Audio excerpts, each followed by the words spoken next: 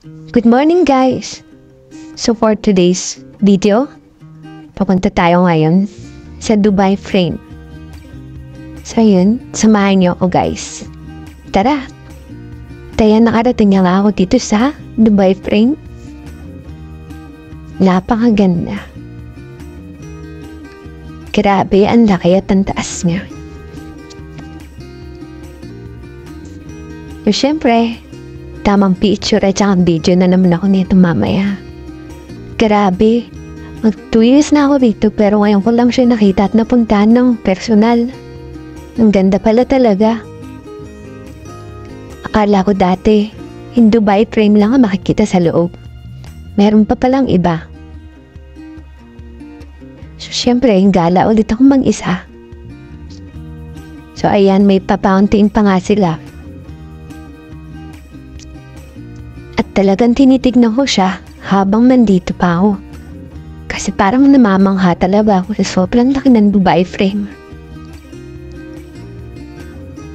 Emote, kunyari turista. Wait, tama na yan, napaka-arte ko naman talaga dito. Diyan sa pinakantaas na yan, dyan tayo pupunta mamaya. Makikita natin ang buong Dubai, matatanaw natin. Sobrang taas niya. So ayan, nakapasok na nga tayo sa loob at grabe din ang pila. Marami rin talaga nagpupunta dito ng mga turista.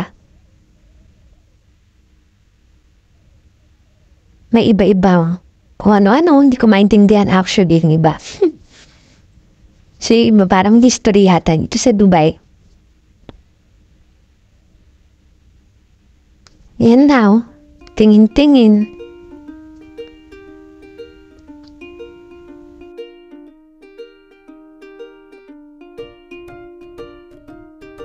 At bakit na nga tayo sa taas mga mima, makikita natin at matatanaw ang buong Dubai. Happy yarn!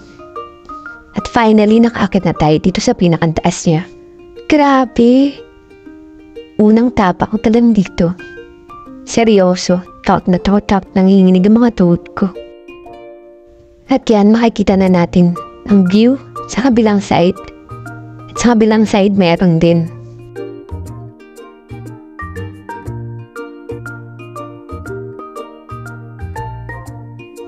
Aaminin ko, kahit ilang beses na akong dumaan-daan dyan.